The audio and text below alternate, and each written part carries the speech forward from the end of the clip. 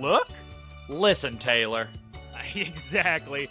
Oh my goodness gracious me, episode 144 has arrived for you, much like your boy, Santa Claus, come back from the dead. Taylor, that's right, we're recording Easter morning. 144 is 12 squared, which is basically 2 Santas. I'll be honest, Taylor, I didn't understand the reference. Well, because Santa comes around in the 12th month of the year. Oh, God. When you go that deep cut, strange connection, you got to give the whole detail. We are recording on Easter Sunday. That's right. Happy birthday to all the bunny rabbits out there. Is Geese Peep here? No, of course not. Everybody knows that Easter is her favorite holiday, and she's flown in. Her last name's Peep. Of course, Easter's her favorite holiday. She has flown in so many distant relatives to one house in the heart of Easter Central in Maryland. So there's no way she has time for this. She's out there cherry blossom picking. Wait, what's it called? Easter bunny hopping? You know, you get the egg hunting. You get the eggs with the things inside. Yeah. Hunting for eggs. Oh, well, it's also called cherry blossom picking. Children are getting their candies and their little money, their dollar bills and quarters. With inflation, Taylor, I guess you have to give a kid more than a couple of quarters, right? Oh, yeah. Could you imagine all the little kids in their little, like, white suspenders and floral tops getting a little quarter in and saying, in this economy? Exactly. Okay, guys, enough fooling around. Let's get straight to the chase here, straight to the point. We just last week, I don't know if you're aware, we completed Horizons Rayquaza Rising. The big giant adventure has finished. Fritos, well, spoilers, but Fritos is something all right. Here's the thing. After season ends, we like to do just a little buffer. Yeah. Cover something else. We're all out of Poké-tunes. Those were great. So what are we going to do today? That's right. Watch kindergarten shows for babies. Yeah, different than the normal mature-oriented content of the Horizon series. Now, Taylor, I was thinking a lot about this, and I'm going to say exactly your jestful sentence is correct. Because here's the thing, guys. There's so many levels, so many meta layers of age groups 2 to 4, 4 to 6, 7 to 10. We're dealing with untold numbers of entertainment for the youth. A little something for everyone.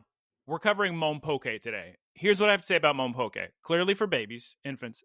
But, Taylor, I don't know if you saw at the end of each episode, it would have a little video recommended of videos that are even more for babies. I did not notice that. So it's like, what I mean for more for babies, like maybe a 1 day old, where it just says, a letter and shows a Pokemon there. Yeah, that's normal 1 day old content. Yeah. Like, you can't focus your eyes yet, but you want to learn letters. Exactly. Where Monpoké, I think, like, you could show this to, like, a little kindergartner, first, second grade, maybe. Third grade, maybe a little old for Monpoké, but maybe, like, a first grader. Love this stuff. Yeah, this is kindergarten, first grade, for sure. Yes, exactly. And it's very cute. It's very adorable. We're going to discuss the broad strokes of it. We kind of lucked out, really. When we finished Horizons Rayquaza Rising, it was the same day that the final episode of Monpoké aired, so it was worked out perfectly. We're going to cover 10 episodes. So, guys, buckle in. Just get ready. It's going to be little kid stuff. It's going to be, oh my goodness, I'm meeting friends and having fun and eating and taking naps. I mean, that's what we're going to talk about today. But it is cute. Taylor's going to tell me how he feels about it, I suppose. But before we get into Pokemon, Taylor, is this some sort of sick joke? We haven't even started Geese of the Week. What you been peeping? Oh, we haven't been peeping in on Geese. Well, we already know that she's distributing pre-inflation currency to the children in Maryland. Well, Taylor's already forgotten that I've renamed Watching, Playing, Eating to Peep of the Week. What you been geesing? Because we're just streamlined. Yeah, I said peeping on Geese. No. Taylor, set me up, and I will begin with What you been geesing? Peep of the Week. And I'll be honest, Taylor. I don't know how to set you up. Today, I was in the bathroom laughing to myself, thinking, Peep of the Week. I don't know. It makes me laugh. I have all kinds of goofball triggers like that where I'll just start saying phrases and just chuckle at myself. I don't know how long this episode's going to be. We're clearly rambling a bit, and I think it's because I don't think it's going to be very long. But Taylor, what is funnier? What you been peeping Geese of the Week, or what you been geesing a Peep of the Week? Now, I think what you been geesing Peep of the Week. Unfortunately, I may have put a finger on a scale there because I did more amusingly deliver the second line. So yeah, that's true. That was the difference maker. No, the second one. It is time for me to discuss what I've been peeping. Okay. I ate some matcha, guys. Big whoop. Okay, are you happy? What kind of matcha? It was a strawberry matcha from 85 degrees Celsius. I seem to recall you complaining about 85 degrees Celsius, but it's fine. It's good. That's the problem. It's fine. I mean, it's better than what? I mean, what you? I'm sure it's more highly respected than Starbucks or something. It's a chain coffee bakery. I think if you're into baked goods, that's your place. It's literally, I love their mango custard bun. It's literally from Taiwan. I mean, they know what they're doing over there. But not that matcha is a big, that's more milk tea. Anyway, it was good. But like I mentioned a few weeks ago, I have to now say all the time, just half milk, please, half milk. Because their drinks used to be great. And then at a certain point, they decided, what if we quadrupled the amount of milk we put in everything? So now everything is just a cup of milk.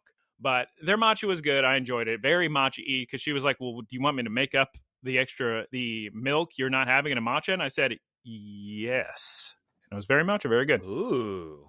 I was having this conversation at a birthday party maybe a year ago or something. And everybody was a PhD student. So they all had they had dived deeply into their hobbies. Because that's like part of their personality is to like hyper fixate on whatever they're doing, or this particular group.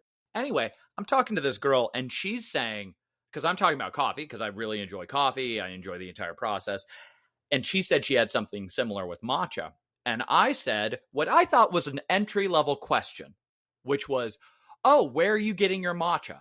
Immediately, she gets incredibly defensive and starts I can't say incredibly defensive, but almost like backpedaling and getting a little bit defensive, because she was like, well, I mean, I just get it at Costco. And I'm sitting there thinking, that's okay. That's fine. Nobody's upset with you. It's fine. If you're using matcha powder and the little whisk, the little wooden or bamboo whisk, you're doing all right. Guys, we all need to calm down with the judgment and the where you getting. I fly to Florence for some reason to get my artisan matcha. To Florence. Who are you with your coffee? So, just everybody remember, we're all just monkeys that learn to realize existence and have little crises. We're fine. Nobody has to judge each other. Enjoy Pokemon. If you have a bunch of money, why don't you eat a Chateaubriand? But who cares where you get your matcha? Also, Taylor, I've been watching. I know maybe you have some insight into this because I know you're the same way.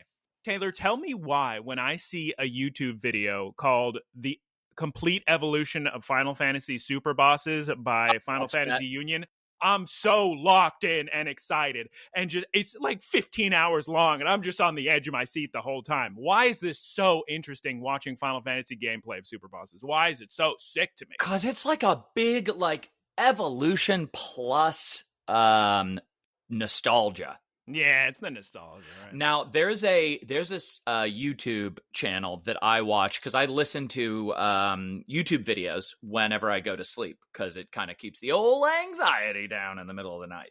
There's a very, very good channel for breakdowns by this guy who started doing YouTube videos, and I was looking him up and I'm just like, I watched his first video and I was like, there's no way this is his first video.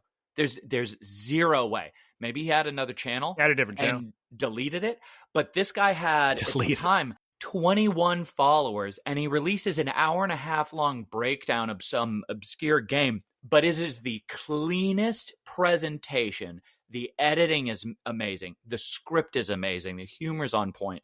The channel name is Modular or something. Majuular. Give that a watch. Because that guy does some good breakdowns of series. He could have also paid an editor if the editing was really good. I've been playing more Blueprints. How is it? The problem is I've probably ruined it for myself because I don't have enough patience. So I'm just looking things up. And if you're looking things up in a game like this, Well, a puzzle game. why are you even playing it? So I don't know. I am going to continue playing it until I at least get my first baby credits. This game is super huge and deep, and there's a million things past the credits, and that's not even the real ending.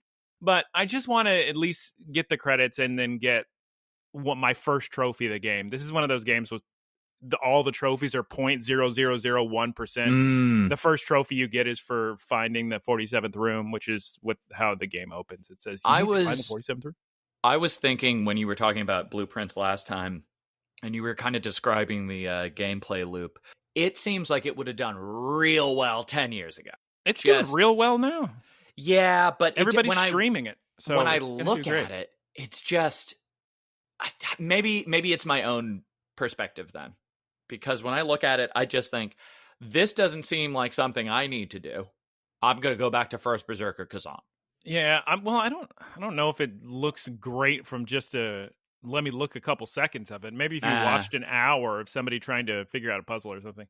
Yeah. In my Poké, not news, but in my Poké Geesin of the week, Peeping of the day, I did catch my 7-star Mightiest Mark Salamence. I went and grabbed Electros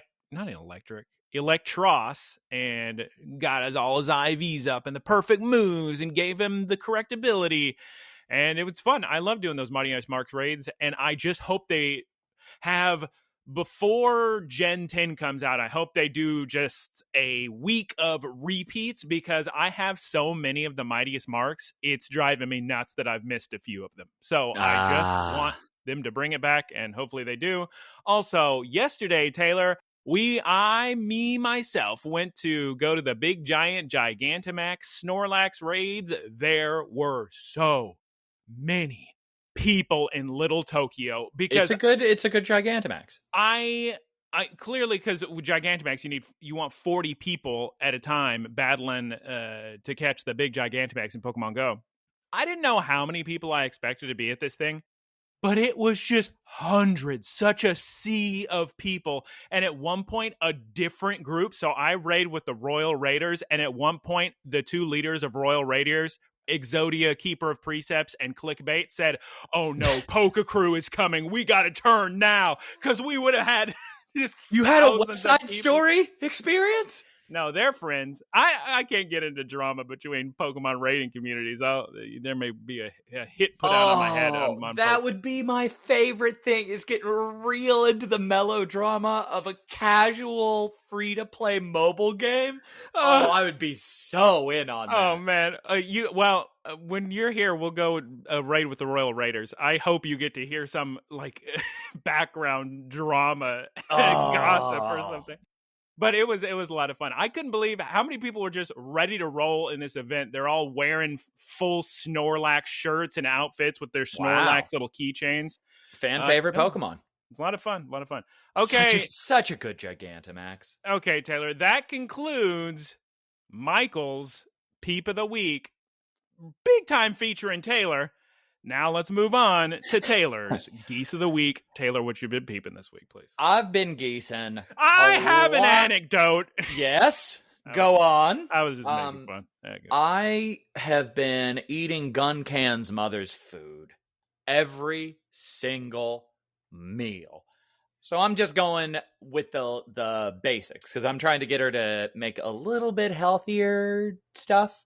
Turkey's largely a cheese, bread, vegetable type place, not a whole lot on the meat side, and their meat is heavy in fat, especially tail fat, which I don't really care for. What is tail fat? Fat from the tail. It just has a slightly different flavor. Tail of whom? The tail of the animal. It's a very specific taste. That I'm not a huge meat guy, so it's not my favorite thing. But if you like meat, put tail fat on your food. So oxtail, I've heard of that one. Yeah, oxtail's big. That's really big in pho. I'll go over one soup that she has been making, which is yogurt soup. They do this yogurt sauce, and they smother it in mint and tomato sauce and different spicy pepper flakes. It's either Karash or Marash. I think it's Karash peppers. Mint makes me think of Indian food. Their mint chutney. Yeah. There's some. There's probably some crossover there. Although they're not really heavy on curry, and they don't use a whole lot of root vegetables, so maybe not. Which is surprising. You would think that Turkey would be huge on curry. Taylor, it's Turkey. Turkey would be huge on curry, but it's really not. So they do little meatballs, and Turkish food has this very funny, or the Turkish food culture has this very funny thing where the smaller you make it, the more talented you are. When you're making meatballs, they have to be the size of a tiny little marble. Very amusing. Anyway, I mean, that's all I've been eating is just a whole bunch of Turkish food. Trying to stick to my diet because I've got to get in shape for the summer. And we've been very slowly making our way through Severance. Even though I really want to binge it so badly, I keep putting my foot down and I say, no, the season 3, they're currently writing. So it's going to be like 2 years minimum. No, they said a million times they're going to get season 3 out way quicker. So it'd probably but the bar is not exactly high for quicker there. Nah. So we just finished episode 8. How many episodes are in season 2? 10. It was the one that a lot of it takes place off-site. Yeah, you're talking about the episode with Mrs. Aunt Lydia. Yeah. She's not Aunt Lydia. That's a different one. Yeah, it's close enough. It's funny you say Aunt Lydia because I was about to say, are you aware that Handmaid's Tale is back? The final season. Oh, yeah, I know. But I checked out of that after season 3, I think. Whenever there was, we've got to go back to the island. And then they just kept doing that. Season 1, Handmaid's Tale, peak television. Season 2, Handmaid's Tale, ridiculous character development from a girl, Serena Joy. Season 3, completely unnecessary. Didn't want to watch season 4 or 5, and I think they're on 6 now. Well, here's the thing. Yes. The show is not as good as it used to be. Its final season, I never checked out, but I'm telling you right now, because both Disney Plus and Hulu, they're the same thing now. They've increased their prices so much over the years. I could only afford the plan with ads that was maybe $2 at some point. I don't even know if I'm grandfathered into that. Yeah. I couldn't make it through the first episode. I can't do 6 ads. It is not the 90s anymore. I cannot do it. So either I'm going to have to find money somewhere to pay or maybe make a new fake email so I can get a free trial that does not have ads. But as it stands, I literally tried to watch episode 1 and couldn't deal with another ad, so I turned it off. You should write them an email. I wish there was a way to give feedback regarding that. I think they just want to strong arm people into paying the full membership because it's probably like 40% more or something. But we had a similar experience with Hulu where I was sitting there thinking, okay, we'll do ads, and then just watching the ads. And the bad thing is because we've gone kind of full circle and now we're just back into paying for cable with ads, we don't have the benefit that we used to where they would design shows around ads, where they would be like, okay, and here's the commercial break. And we're back from the commercial break. And that was kind of built into the pacing of the story. So now you have somebody just hold open a door and you see like half a second of whoever opened the door. And then it's an ad. And it's just a whole bunch of Dove deodorant. I'm sorry, whatever. I can't do it. I thought I could do it. I thought I could say, yes, now it is my phone time. I can look on my phone while the ad's going. No, couldn't do it. Taylor, does that conclude? Oh, I was going. Yeah. Complete and a conclude. Look at that. Oh, well, I didn't talk about it. So I wanted to kind of get your opinions on season 7 and season 8. Season 7 is the heavy. When I was watching it, I was like, oh, this is just a David Lynch episode. What are you talking about? Sorry, episode 7 versus episode 8. Oh, Severance? Severance. I loved that episode. Near the end, Miss Cobell episode, I was thinking, I'm not so sure. Oh, I didn't like the Miss Cobell episode at all. By the end, it's good. There were a couple episodes near the end I was thinking, I don't know. One is incredible. One is outstanding. But I don't know. This is probably one of those things just like the Fly episode of Breaking Bad, where if you say you don't like it, you're an idiot and know nothing about art or something. But it's a great season. I actually said this before, but it's very different than season 1 because season 1 so cool. Season 1 I could recommend to anyone like in my family or whatever. But season 2, although I love it, it certainly goes weirder, which is more difficult to recommend to people who, for instance, wouldn't get anything out of David Lynch stuff. Yeah. But it's still wonderful. It's just, it goes further in quote unquote weirder directions, I guess. Yeah, there were a couple shots in the Aunt Lydia episode where I was sitting there watching it and I was thinking, man, that's a great David Lynch moment. But so I watched episode 7 there are a lot of flashbacks and flash forwards, or not flash forwards. It's such a cool episode. It's shot on film, that one you're talking about? Yeah.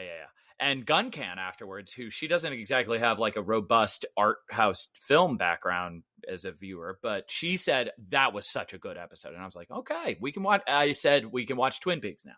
And as we were going into episode 8, she said, this is the best show. This is just the best show. There's not a better show than this. And I was like, great take. At the end of episode 8, Aunt Lydia episode, she goes, that was a nothing episode and it wasted my time. And I was like, yeah, they kind of built that entire episode into the last 10 seconds of it. Yeah.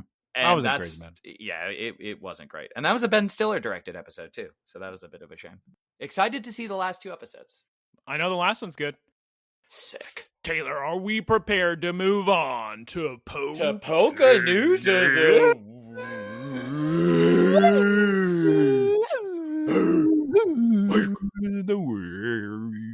We got the fattest Poké-news of the week imaginable. Really? Get ready. Okay. Cerebi.net reports a new event distribution has begun for Pokemon Scarlet and Violet. And I don't know how to pronounce this, but I'm going to guess Wei-Cheer.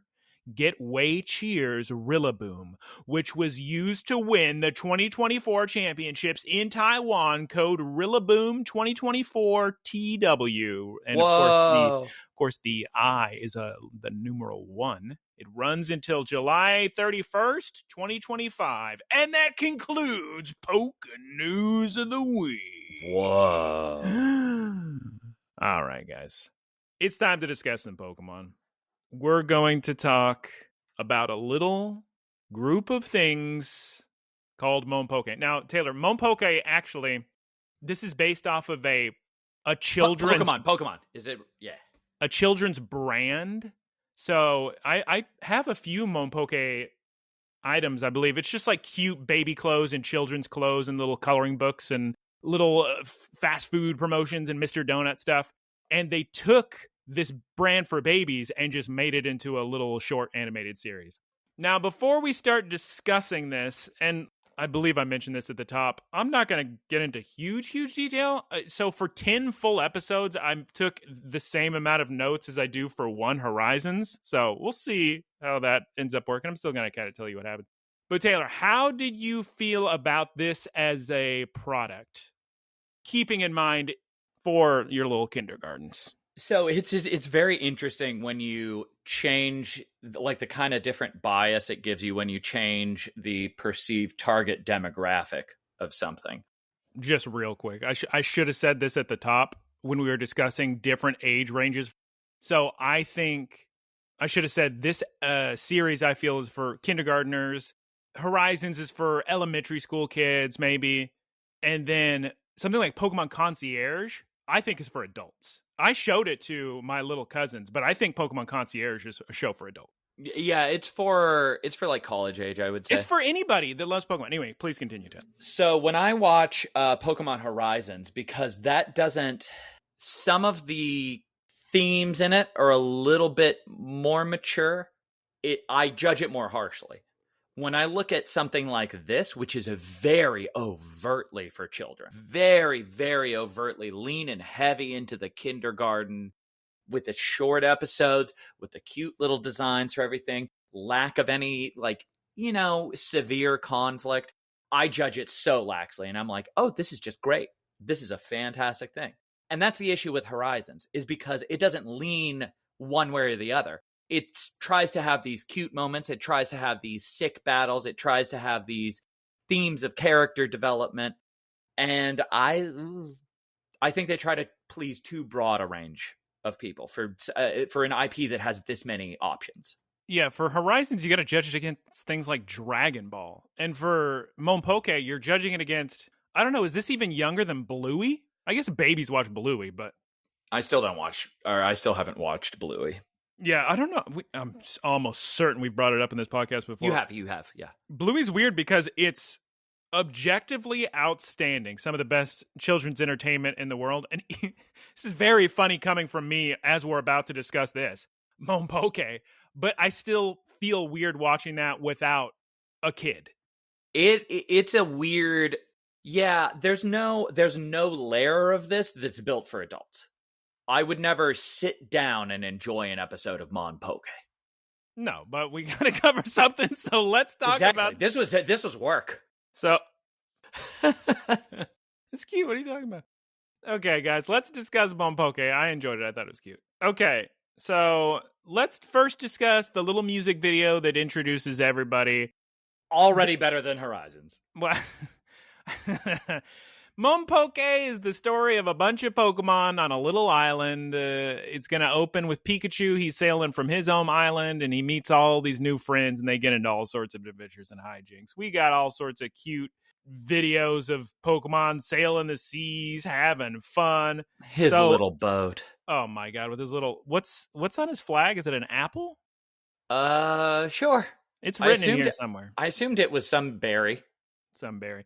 So our main characters that we're going to meet on our big giant Pokemon baby adventure today. We got Eevee, Gengar, Piplup, Dedenne, Ludicolo, Pikachu, Mime Jr., Rowlet, Mimikyu, Smeargle.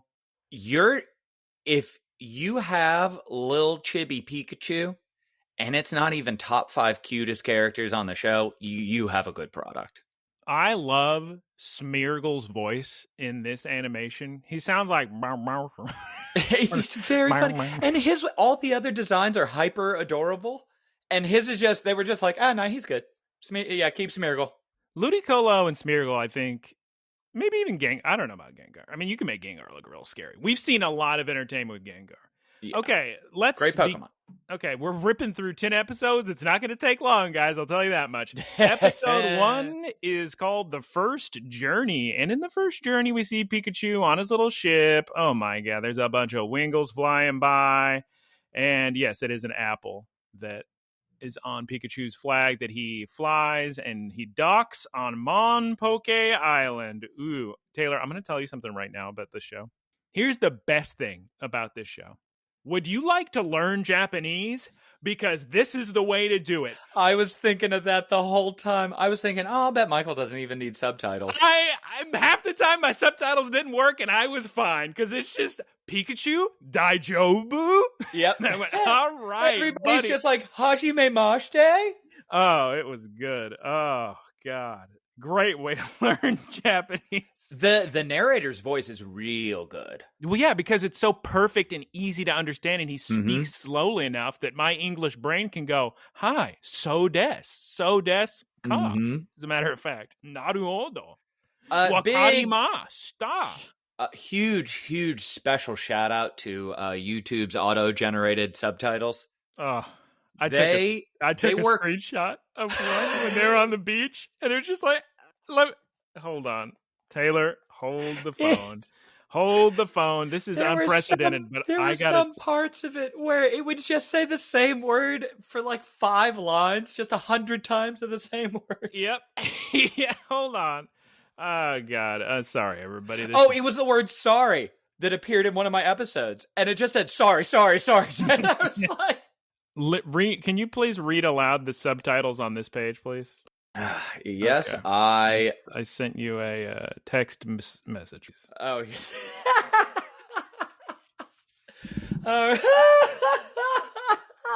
so angry Piplup and nonplussed Pikachu are sitting there. The subtitle is Vega, Pega, Pacha, Nene, Pacha, Nepoji, Vega. Nepoji Loompa was. Great subtitles. Okay, all right. So let's get back to the episode, guys. That's the great thing. Is that like, what are you gonna do? Complain? No, the subtitles are spot on. That is what they were saying. Okay, we got adorable Pikachu on the beach. He's got the cutest backpack imaginable. Our poor boy, our hero, is going to trip on the beach. What does he trip over, Taylor? Some sort of little branch or something in the sand? Yeah, some kind of.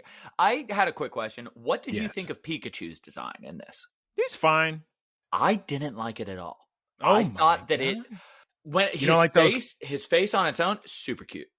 You don't like those little eyes, the little Funko Pop The eyes? Funko Pop. It works for this. His head works for this. His body makes it look like the proportions make it look like there is a person in a costume with a gigantic Pikachu head at a theme park. I see what you mean.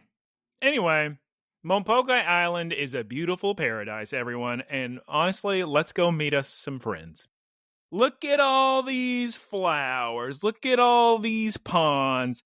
And here we meet our first friend of the day, Smeargle. And like I said,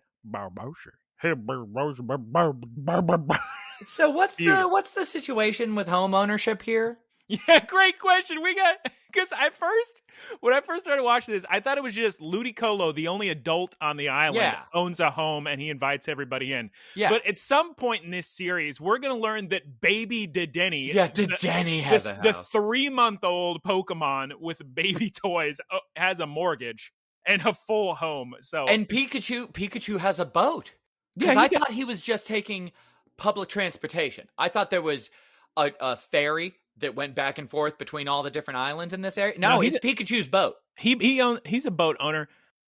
To be fair, this is for preschoolers. So yeah, they probably are not worrying about the kids going, how does that Dedenne afford this?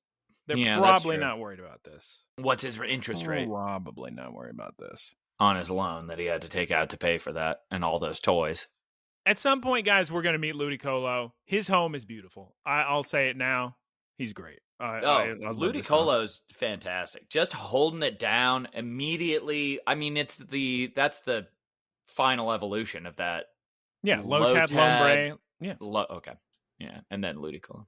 Okay, so at this point, I love trying to get through the plot of this. At this point, everybody, who is everybody at this point? Because we haven't met Eevee, we haven't met Gengar, we haven't met Piplup. Haven't met Rowlet, haven't met Mimikyu. So it's just Dedenne, Ludicolo, and Smeargle and Pikachu at this point? And Mime Jr. I need to say one thing. Dedenne has always been a favorite Pokemon of mine. My goodness, is this an adorable Pokemon in this show. He's a baby. Geese Peep would have loved Dedenne. I keep trying to... She's too busy with Easter. Okay, so all the Pokemon I just mentioned, it's going to be hard to keep track, but they're all dancing. Here's what I love about Monpoké, because they understand what makes a good episode of a Pokemon anime, and it's the sunset. And it's sunset time. We're all dancing, and oh my goodness gracious, Pikachu is too sleepy after his big giant ship trip.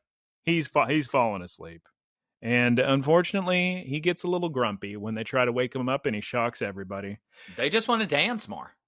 I'm so happy the narrator comforts the children by saying, don't worry, they're all okay. All the Pokemon are fine. Please do not worry, children. Favorite. It's great. They do some very good things. And I need to talk about it more at the ending, but I'm surprised with some of the themes that they introduced for this age group. And I was thinking, man, this is good. You should be showing children this.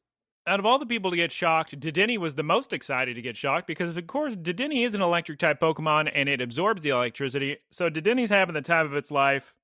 And my thought was, okay, so they're all going to live here? No, I think Pikachu is just staying here for the time being.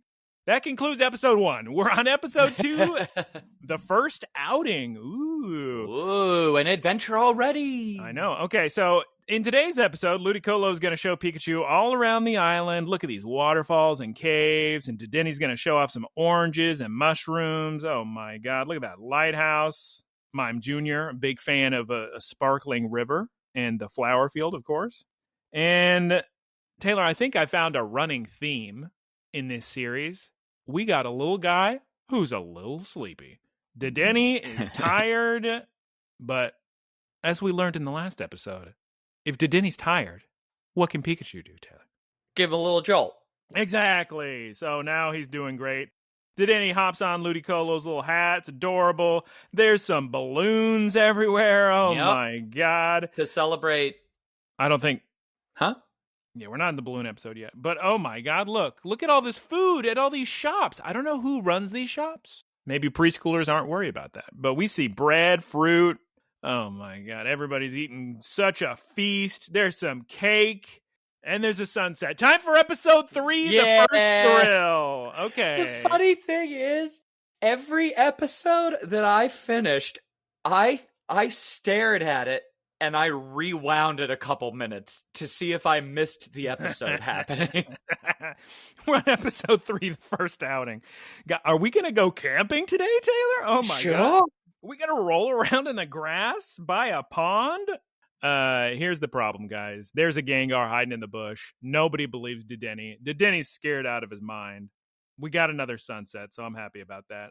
I felt so bad for baby Dedenne. Everybody's trying to comfort him, but he's just screaming because he sees a Gengar, a scary ghost, in the bush. Spooky, smiling.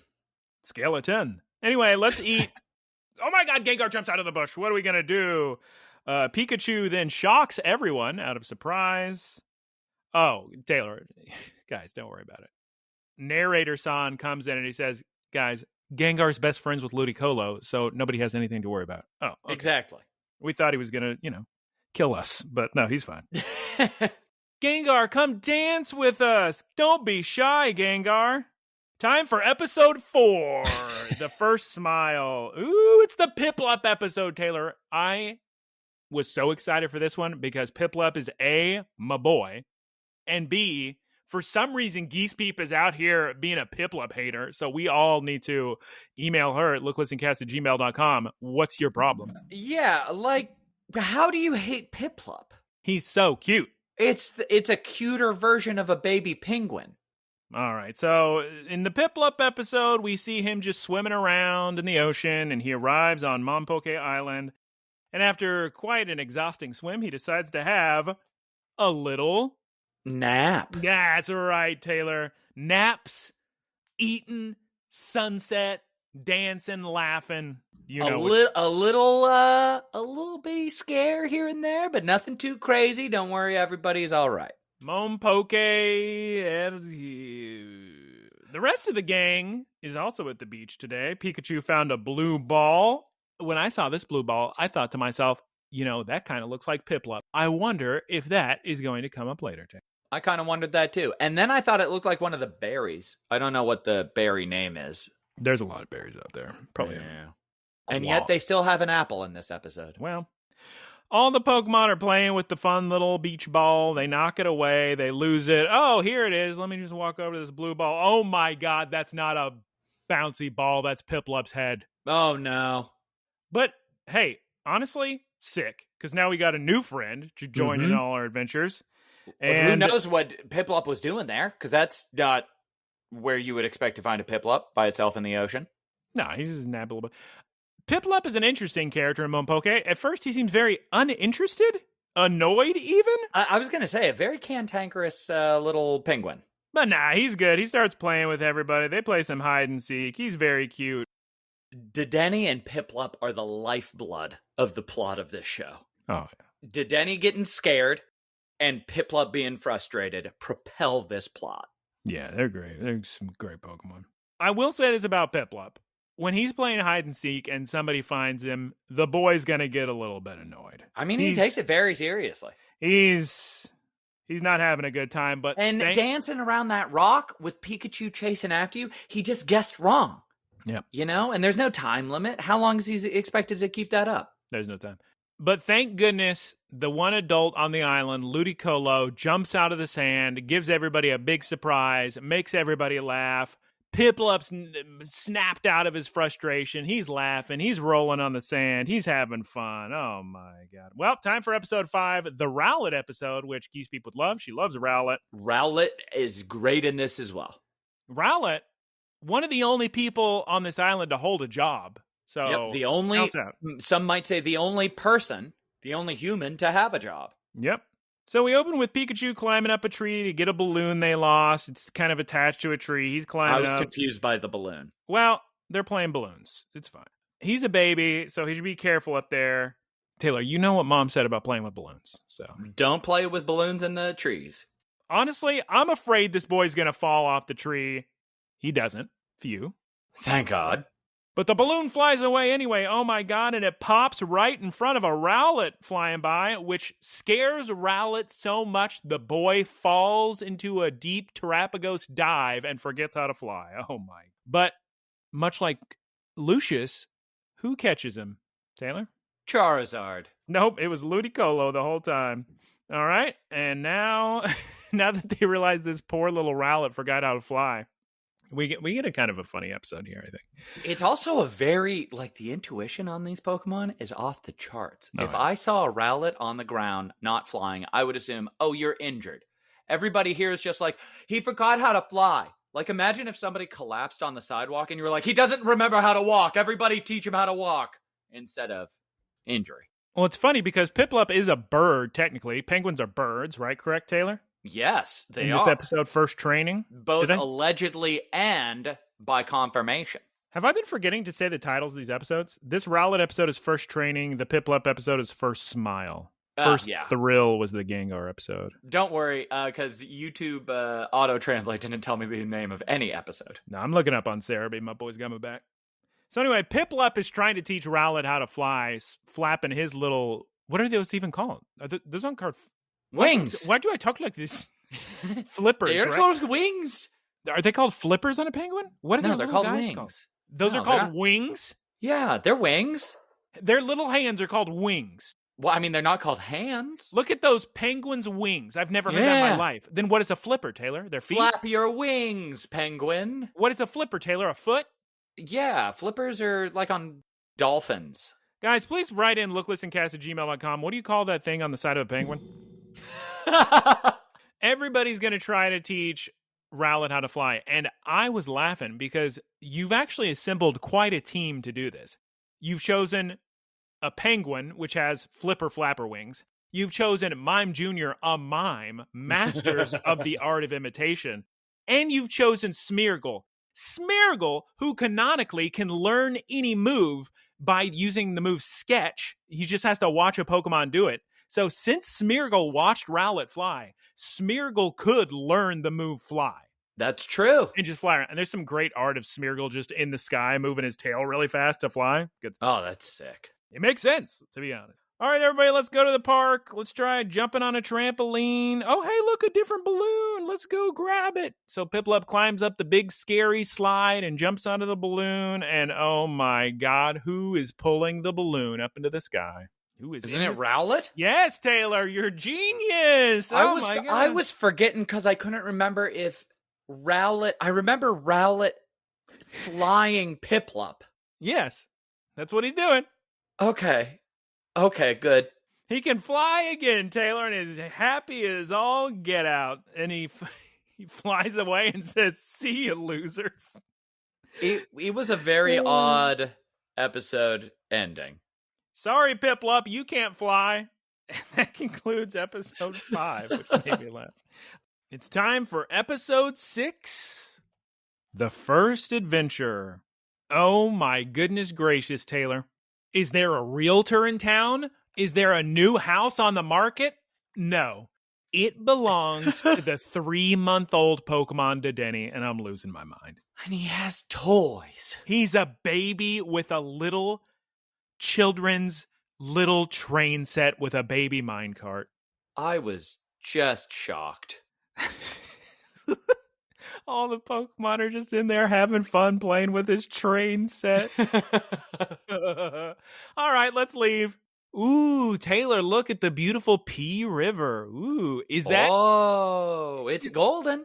Ooh, what's that in the bushes, Pikachu? Is that an Eevee? What? Nobody believes you that there's an Eevee in the bushes and behind a rock? It's too farcical. It's too outrageous. There's no way that there could be an Eevee here. I'm exactly my thought precisely. All right, they walk across some cool... What are these, like, bridges built into trees? Where are they? Are they in a tree house? I don't understand. I can't tell at all. Maybe it makes sense in Japanese. Probably. But yeah, poor Pikachu. He's the only one that can spot these Eevee ears, apparently. Oh, no, here's Eevee. He just jumps out. So, cool. Sick. Problem solved. Yep. Pikachu chases after Eevee, and he leads him into a spooky train tunnel. Oh, my God.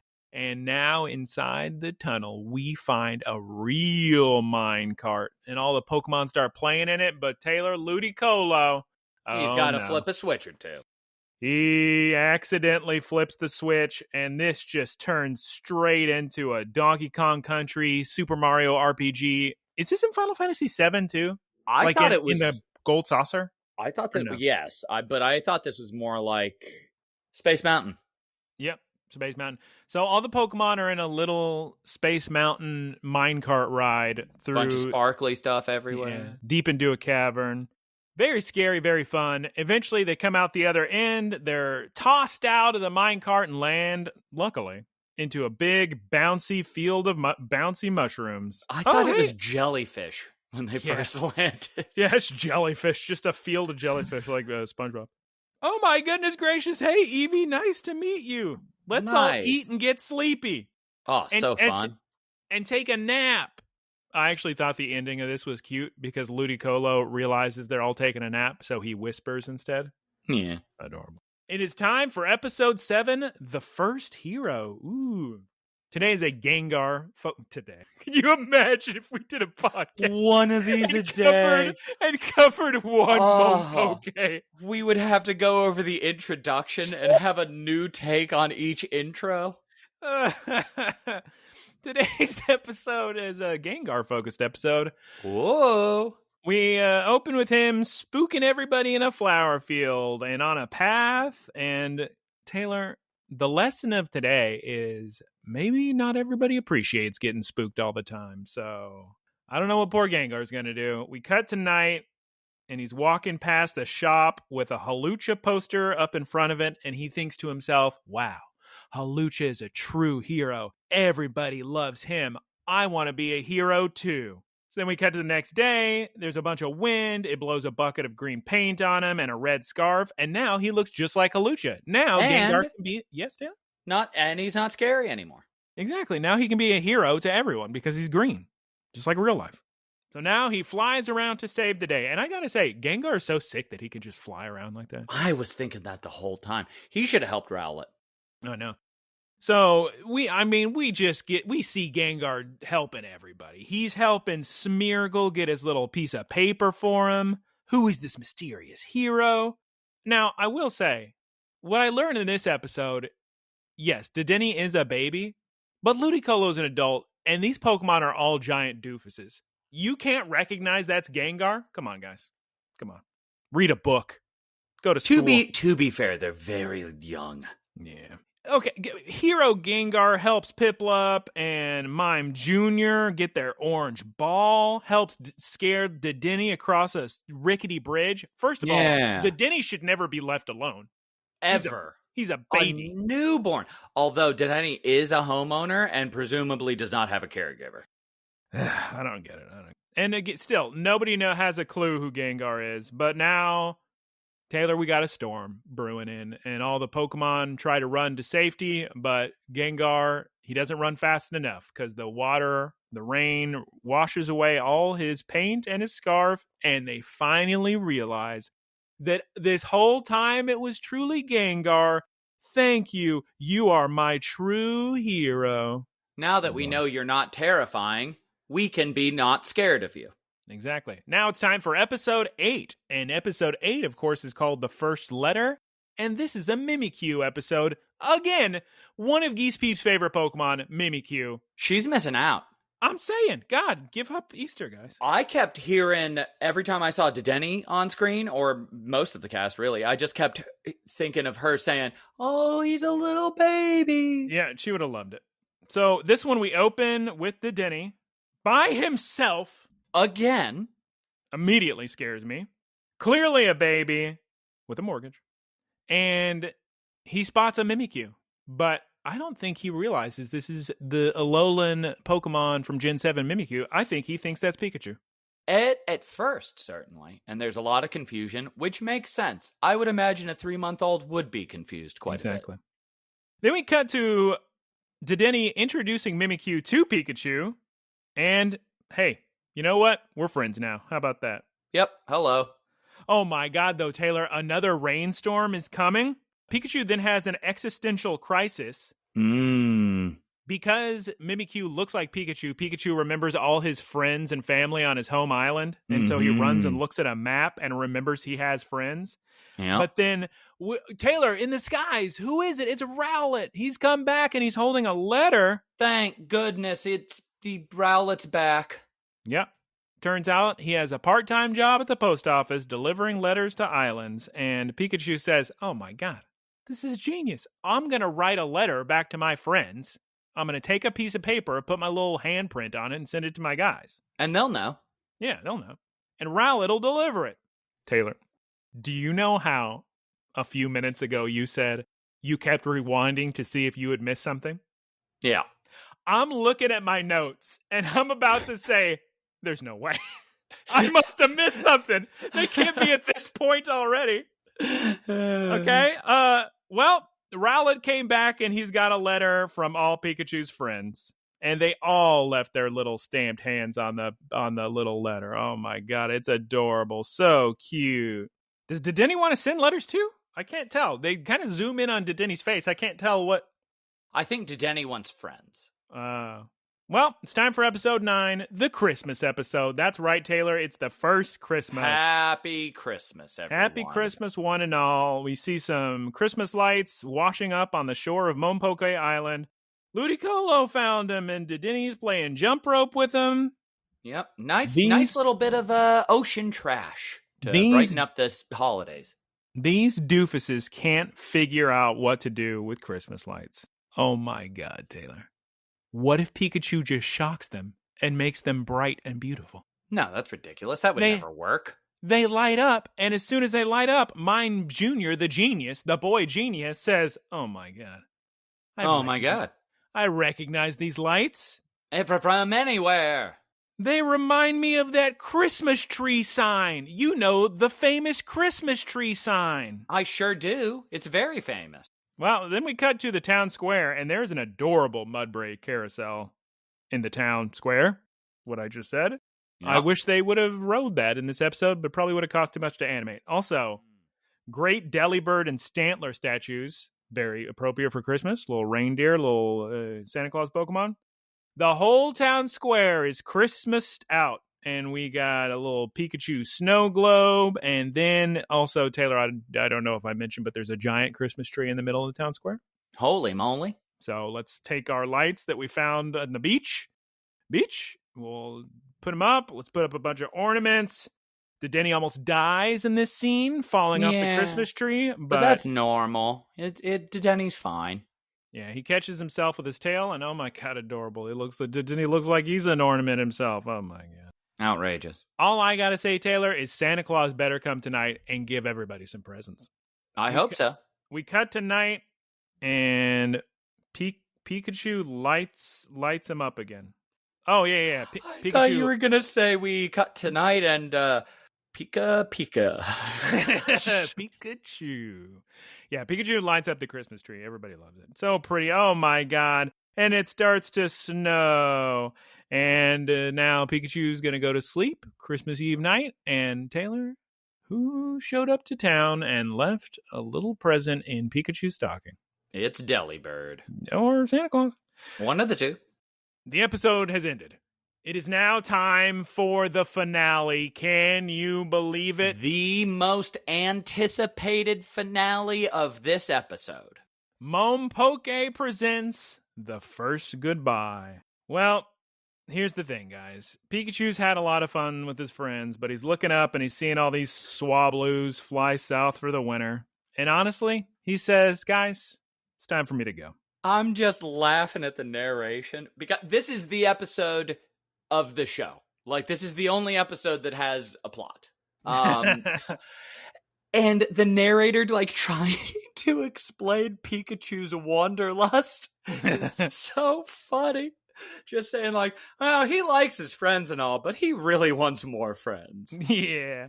Well, sorry, everybody. I gotta leave. I gotta go. Had a lot of fun with you guys. Oh, but wait, don't go, Pikachu. Not yet. Let's have a big old going away party. Have lots of fun. All our friends. It'll be adorable. Yeah. Oh, my God. Happy birthday, Pikachu. And honestly, after the big going away party, the fun's not going to stop here. Mimikyu, Dedenne, they're spending the night. We're all going to have a great time. He'll leave in the morning. It'll be okay. They lock up at their homes and go to Pikachu's. Yep. Or Ludicolo's, I guess. Oh, yeah. Well, we cut to the morning. Everybody's here to see you off, Pikachu. We brought you a going-away present. Oh, my God. Pikachu gets in his little boat that he owns, puts up his little apple flag, and he sails off. Poor Dedenne, just a-crying. This 3-month-old baby became so attached to Pikachu. I don't know how he's going to live without him. Just wild.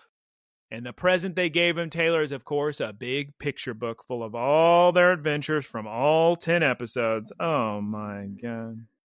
Pikachu then, as he's sailing away, notices a castle in the distance, and he thinks to himself, wait, they got a castle?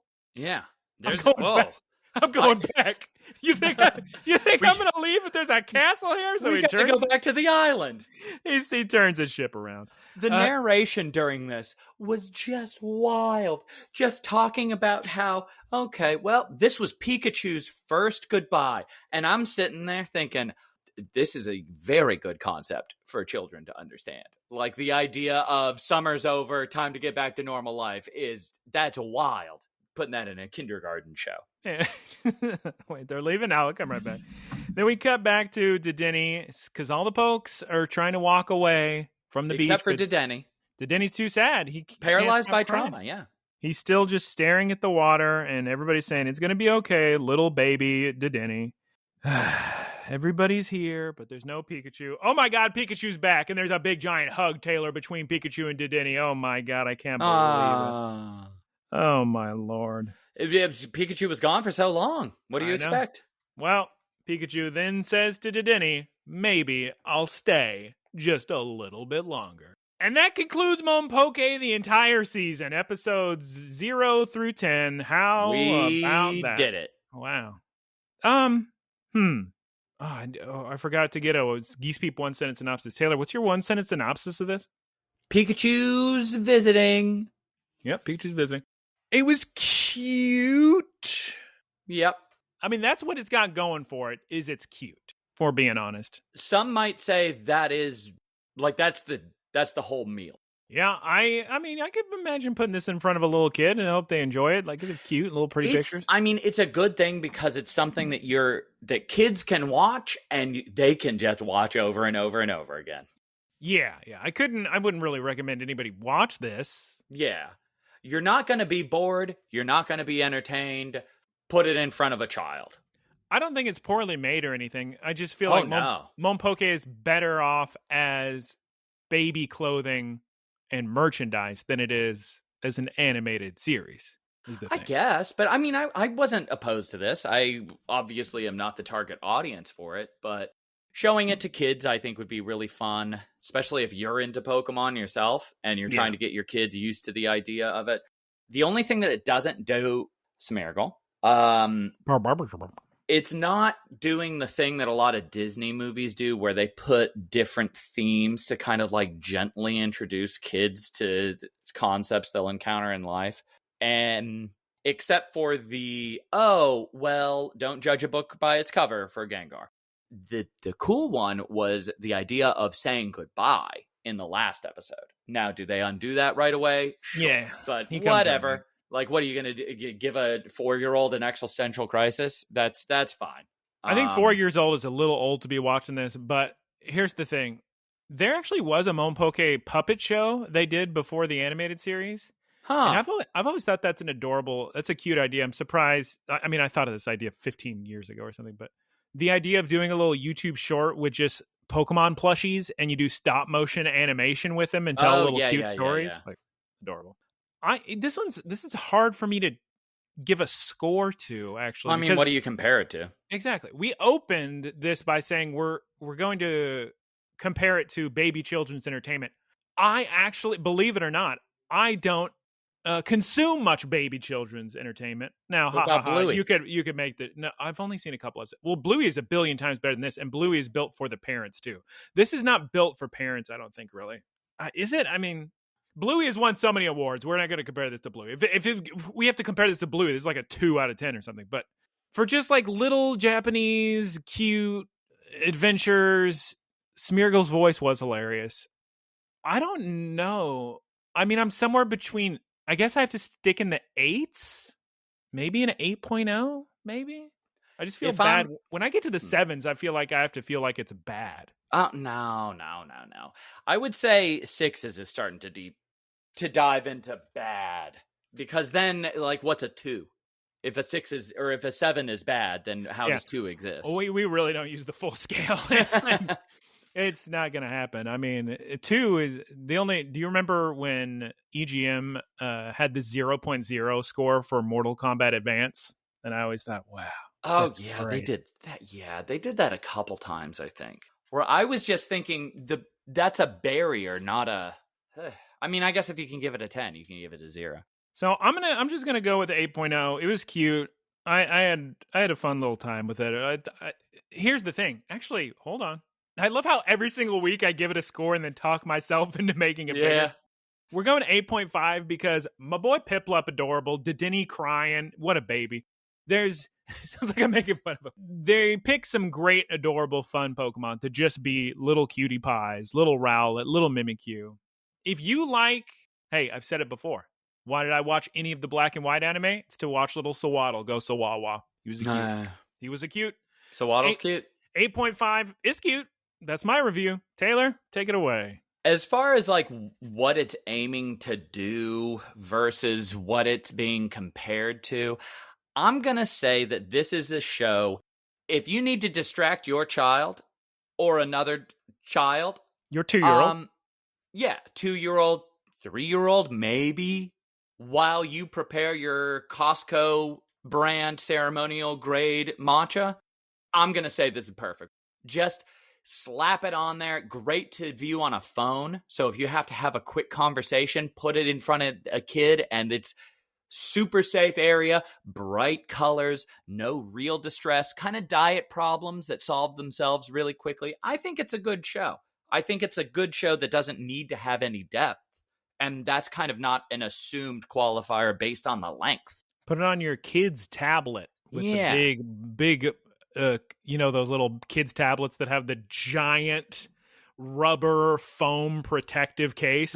The otter boxes. Yeah.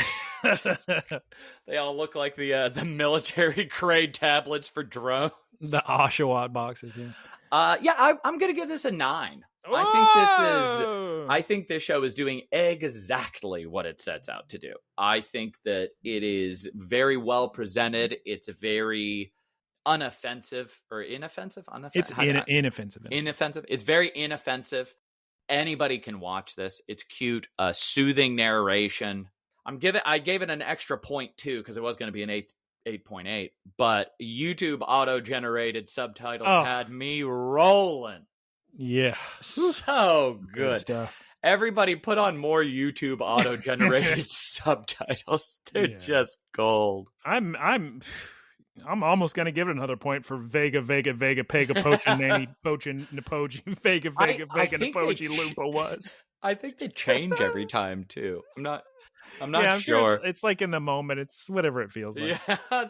When I looked at the phone and I'm thinking, why haven't you translated anything? And it just has 3 straight lines of sorry. So I was laughing so hard. Like the translators apologizing. They hired YouTube AI is like, oh God, no. They just hire some guy to do it in real time. Oh God, somebody's watching Monpoké again. The little red light starts going off next to the bedroom with a little alarm, and they know they have to start typing as fast as they can. Oh, God. Yeah, that's good. That's some funny This is a great little show. This is really, I think that this should make a point or make an argument for more mature themes in other Pokemon media. Because if you can have this stuff and execute it so well for a young audience, you should be able to make older stuff as well. Yeah. Yeah, I can't wait, because eventually they're going to bring back Pokemon movies. I can't wait for us to cover the next Pokemon movie in theaters. I guess I'm just going to be taking up so many notes in the theater. I remember when I went to see when Fellowship of the Ring came out in theaters, there was a lady in the back just taking notes the entire movie. And I thought that was, well, I'm sure she was doing a little thesis or something. I don't know. Or maybe she'd like the, but I guess that's going to be me in the theater just The projectionist. Wait, can you rewind that? Can you rewind that? Wait, what did he just say? I was writing. I'm sorry. I didn't catch every Pokemon in the frame. Yeah, that'll be fun. That'll be fun. Yeah, please, guys, look. Please give us some much. Well, I mean, we've seen some incredible Pokétunes that have absolutely been for adults and people who grew up with the stuff. So yeah, keep it coming, Pokemon. Give us all the stuff you got, and we'll keep watching it and talking about it. Okay, everybody. I think that concludes our discussion of Baby Time's first adventure on Pokemon Island, Monpoké. Geese Peep should have watched it. I'm sorry she has such a big extended family, and it's Easter. Please complain to her. Which is wild because this is the perfect thing to have on in the background at Easter. That's what I told her. For her little nephew. He could be watching this right now. Okay. Let's move on to the wrap-up, Taylor. Thank you, everyone, for listening. Shouts out to Keith for our artwork, and Spotify, Apple Podcasts, and YouTube. Please like it so more people can see it and leave a little comment, please, and thank you. Taylor, it's so funny you just said that. When I was editing an episode the other day, and Geese Peep started freaking out because she couldn't scroll down to the wrap-up to read it, and I was editing that, I thought, you've done this for 144 weeks, and you haven't memorized Look, Listen, Cast on Spotify, Apple Podcasts, and YouTube? Crazy thing is, it's not even like she's deviating. Her cadence and enunciation are exactly the same. The volume is exactly the same. It's every single time. That means it's like listening to a song, so she should know how to say it. 100%. I'll get on to her next week. Please email looklistencast@gmail.com. Say, Geese Peep, what is your problem? Yeah. What gives? Shouts out Professor Ticklebits for the website. And the boilerplate. Twitch.tv/Prof_Ticklebits. Please recommend this podcast to your friends, family, nephews, niece, grandma. I don't know if grandma's going to be into Monpoké, but maybe the grandkids are going to be into I'll bet grandmas love this. Great-great-grandchildren show this episode because they're going to love Monpoké. Yeah, grandparents love stuff like this because it's for future generations. Imagine taking a baby, putting Monpoké in front of them, and then as soon as Monpoké ends, say, okay, baby, it's now time for you to listen to the director's commentary.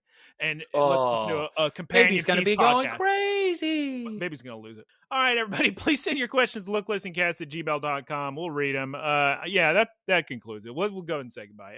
Hey, who's excited for next week? The season premiere of Horizons Mega Voltage. 1 year time skip. Big spoilers. I'm going to tell you right now, I think we may be back to what made Horizons good, which is Pokemon with personalities. I think it may happen. No way. I think it could happen. You know what would be real funny? Is if they gave Roy an internal monologue. Oh, my God. And now that he's gotten older, he's become more like Liko because he's getting closer to her age. And he's just second-guessing himself at every turn. Well, we'll find out soon enough. Please enjoy. What? Huh? All right, let's say goodbye. Goodbye. No, we only need to say goodbye once. It's just her that her voice doesn't get picked up. So. Yeah. Again, hashtag what's going on with these. Yeah, stop it. Okay. Goodbye. Goodbye. Howdy, y'all. It's me, Geese Peep. Thank you for listening to the Geese Peep Productions podcast. Geese Peep Enterprises, doing business as Peep Industries, together with its subsidiaries, is a diversified worldwide entertainment company with operations in media networks, talent management, parks and resorts, multimedia entertainment, and consumer products and interactive media. Geese Peep Enterprises is a Bell 30 company.